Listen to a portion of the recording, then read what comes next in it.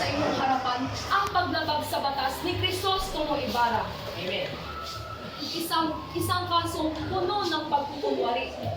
Si Padre Salve na nagsasabing ang kanyang kagawaran ay nararapat lamang na ituloy at siya'y sumunod sa batas.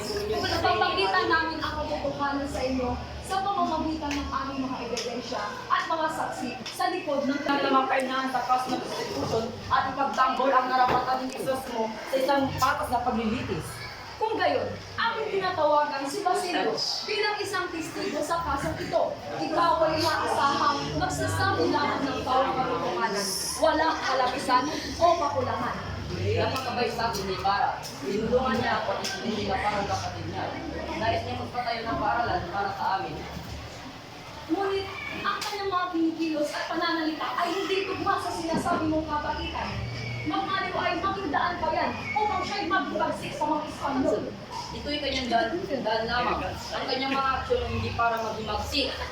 Ang pagiging malaki nila sa isa't isa ay tunay na nangingibago ng Kristo ay may hanggaring matiwasay.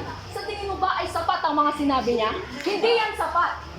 Hindi ako magtatakang hinahayaan tulad ka sa mga batas na hindi sapat. Hindi natin pinag-uusapan ang ating mga sarili. Huwag mong ilabas ang iyong tunay na anyo. Hindi sapat ang mga ebidensya. Bakit hindi lang natin aminin na sapat ang mga ebidensyang hawak ko?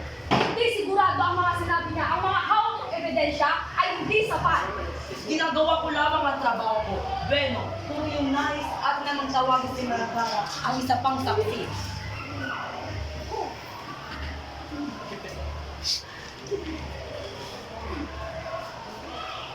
Ang mga kinikilos ng ating hero ay maraming mas sa pinapatong niya.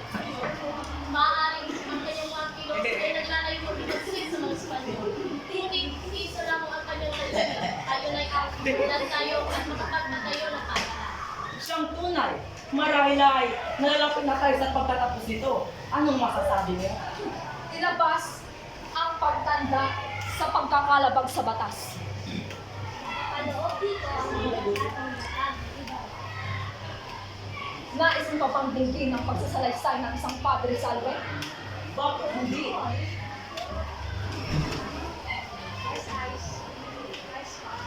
Bueno, ikay magsalita. Crisostomo, hindi nararapat na ikay maging lapastangan sa ulob ng simbahan. Isa itong pambabastos. Ang iyong mga kilos, maging iyong pananalita. Ligwas, ikaw ay nais may magsik. Dahil kung ito. Crisostomo Ibarra ay hindi lumalabag sa batas. Mahal na hukom. Ako'y naniniwala na sapat ang mga ebidensya at testimonya na ang paglabag sa batas ni Crisostomo ay walang kasituran. ay walang sara. Siya ay may layunin lamang makapaglingkod sa likuran at paunlarin ito. Ang paglilitis ay tapos na.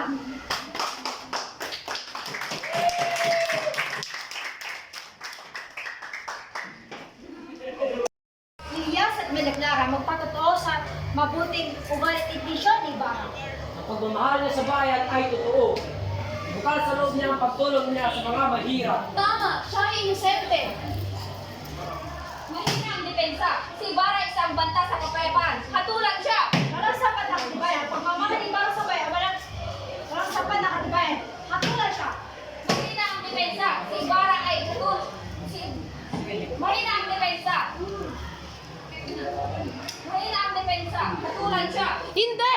Inosente siya! Mali ang binibintang sa kanya! Tama na, tama na. Ikaapat na eksena. Inisente sa Ibarra dahil sa kawalan niya sa panatagbayan. Ngunit ang aking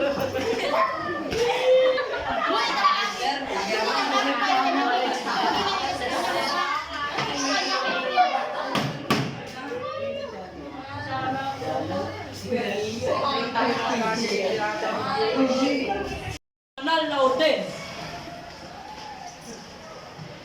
Ipinakikilala namin